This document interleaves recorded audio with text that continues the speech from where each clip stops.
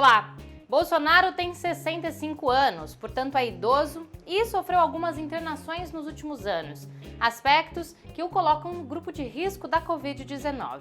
Ele será tratado pelos melhores médicos e terá todo o acompanhamento para sobreviver ao vírus. Mas esta não é a realidade para grande parte da população que depende do SUS. Idosos, indígenas e trabalhadores da mineração sofrem com a disseminação do coronavírus, da crise econômica e das mudanças sociais agravadas pela irresponsabilidade de Bolsonaro. Por conta dos privilégios, descasos e crimes do governo, a campanha Fora Bolsonaro está cada vez mais forte. Confira esses assuntos na Central do Brasil a partir de agora.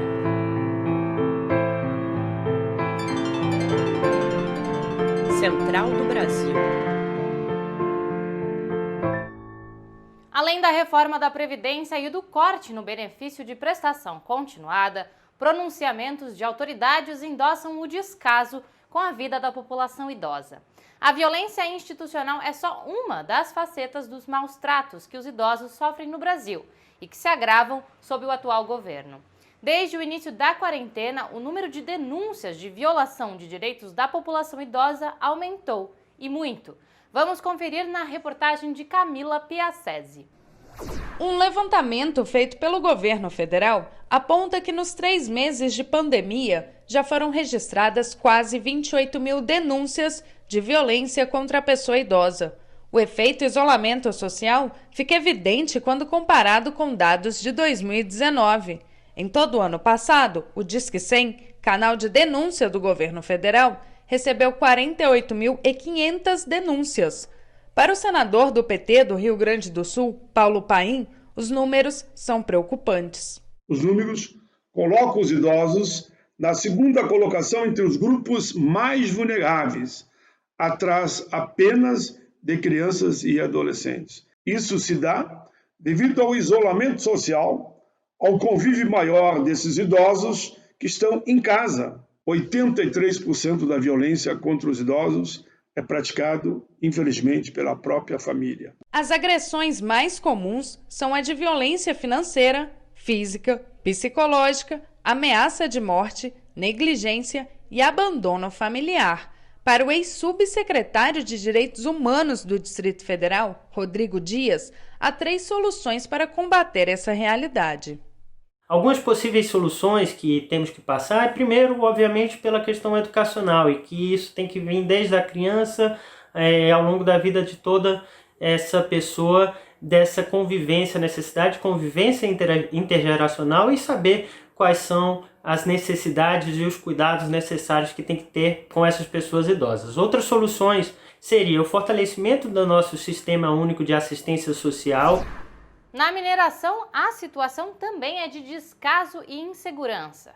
Os trabalhadores do setor, considerado um dos mais insalubres do mundo, denunciam a negligência das mineradoras com o cuidado com os funcionários.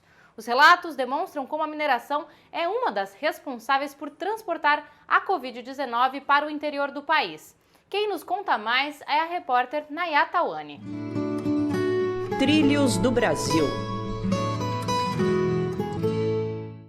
Diante de uma pandemia mundial, as atividades das mineradoras seguem explorando e avançando na interiorização do coronavírus no país. De acordo com o Ministério da Saúde, os casos registrados no interior do Brasil já somam 60% em relação aos grandes centros urbanos.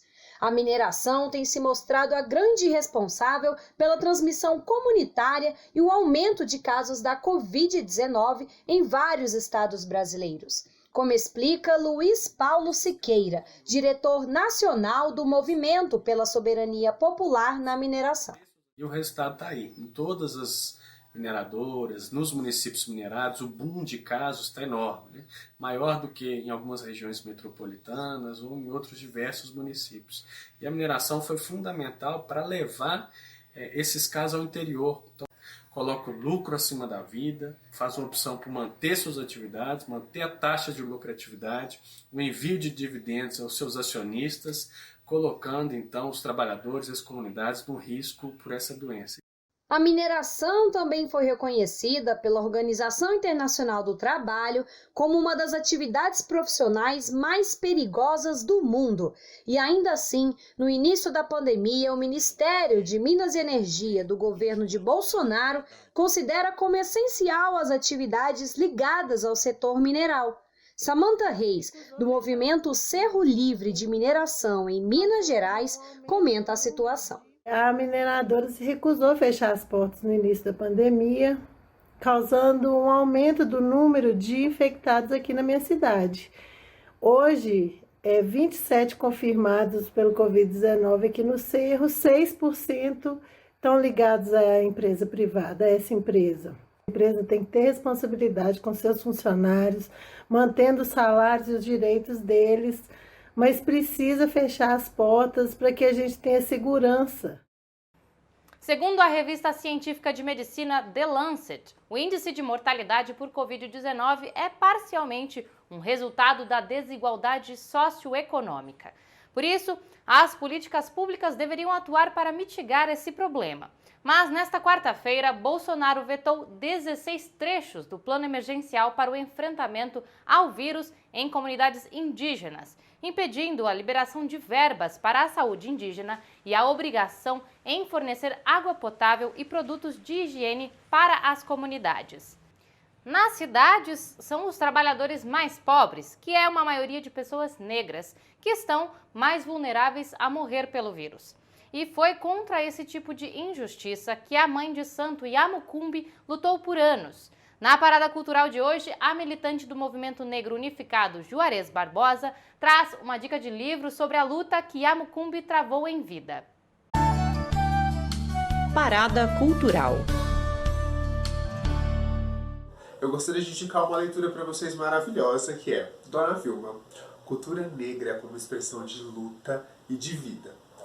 Para quem não teve o prazer de conhecer ainda a história da Dona Vilma, ela foi uma Yalorixá que teve, enfim, trabalhos e cuidados por quase 40 anos na cidade de Londrina, no Candomblé, e militante do movimento negro aqui de Londrina também por 30 anos. Se muitas das pautas do movimento negro foram implementadas, como por exemplo as ações afirmativas, as cotas raciais, na Universidade Estadual de Londrina, nós temos que agradecer muito a Yamucumbi, Dona Vilma.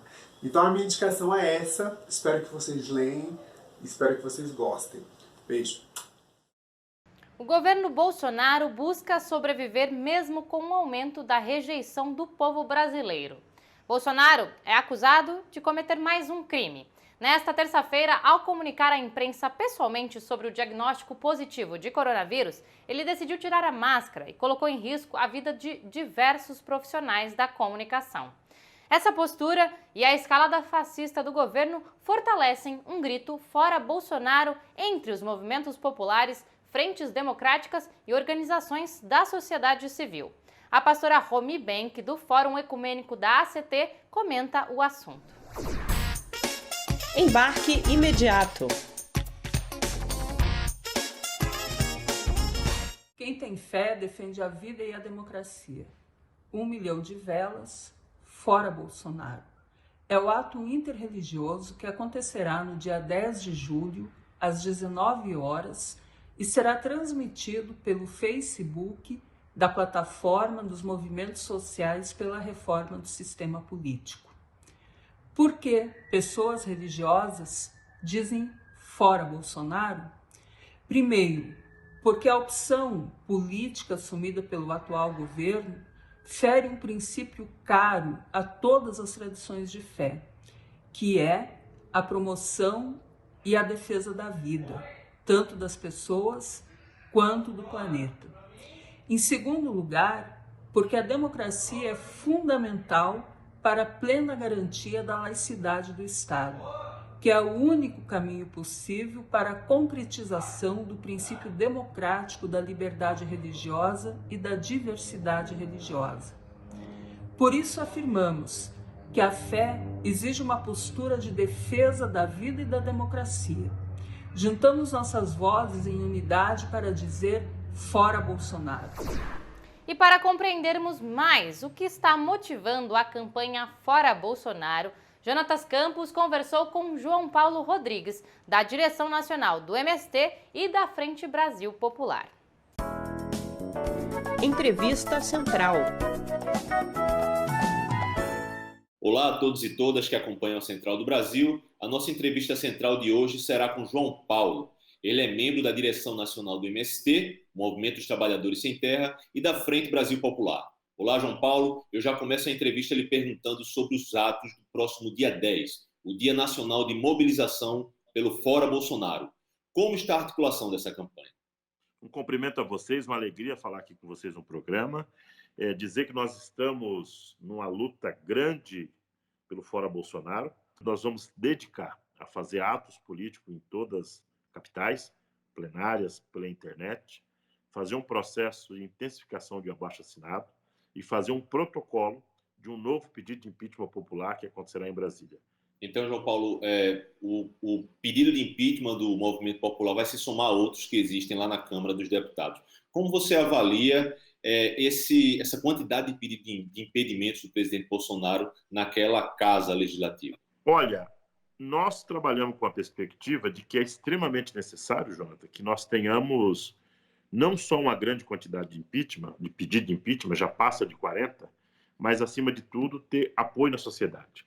E o apoio na sociedade tem que ser organizado de 3 maneiras diferentes. O primeiro é apoio do Congresso Nacional. É necessário que nós tenhamos a maioria dentro da Casa, Câmara e Senado.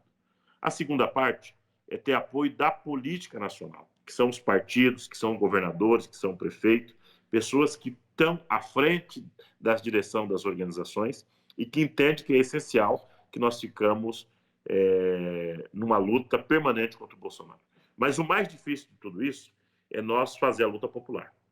E, nesse sentido, o nosso pedido de impeachment, ele tem que apresentar para a sociedade muito claro quais são os crimes de responsabilidade do Bolsonaro. Muito parecido do que eles fizeram na lógica deles sobre a Dilma, que foi sobre o tema da pedalada e a justificação pública de corrupção. Nós precisamos explicar para a população quais foram, abre aspas, as pedaladas que o Bolsonaro fez ao longo desse 1 ano de governo para que a população se identifique com o nosso propósito de impeachment. A nossa proposta tem mais de 15 crimes de responsabilidade, que abrange desde a questão sensível da saúde, mas também a questão dos direitos sociais, a questão da economia e questões como a questão indígena, quilombola, como a questão do mundo do trabalho, assim por diante. João Paulo, o Movimento Popular tem respeitado o isolamento social, tem respeitado a opinião da ciência de que é preciso ficar em casa nessa época de pandemia. Tem sido difícil mobilizar as pessoas virtualmente? Bastante difícil, porque é uma situação inusitada no país, Jonathan. Nós nunca tivemos uma luta que você tem que fazer da varanda de casa. Há uma vontade das pessoas de ir para as ruas, mas a orientação é que não devemos ter e participar de manifestação. Há uma vontade grande das pessoas de tentar usar a internet, mas mesmo assim ela tem um limite do ponto de vista organizativo. Então, para nós, o essencial é que essa pandemia acabe logo e nós possamos voltar para as ruas para fazer grandes ações populares. João Paulo, e mesmo no isolamento social, houve um grito entalado na garganta que acabou saindo, que foram os protestos das torcidas antifascistas e do movimento negro. Como você avalia essas mobilizações que ocorreram e vêm ocorrendo? Essa mobilização foi fantástica. Ela nos ajudou, primeiro, a animar quem estava em casa. Segundo, ela colocou os fascistas de volta para a casa deles, ficaram com medo. E terceiro, ela foi muito boa porque é um setor novo da sociedade que até então não estava nas ruas da forma como apareceu. Então, as torcidas organizadas, as antifascistas, deu uma grande contribuição no debate da democracia e eu não tenho dúvida que ela será lembrada do ponto de vista histórico por ter colocado os fascistas para correr das ruas, mesmo arriscando a saúde num momento como esse. Nós agradecemos a presença de João Paulo, dirigente do MST e membro da Frente Brasil Popular. E você aproveite também para se programar.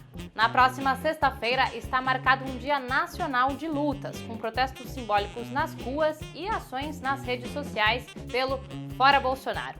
A rede de comunicação dos movimentos populares do Brasil está terminando, mas a gente volta com mais amanhã.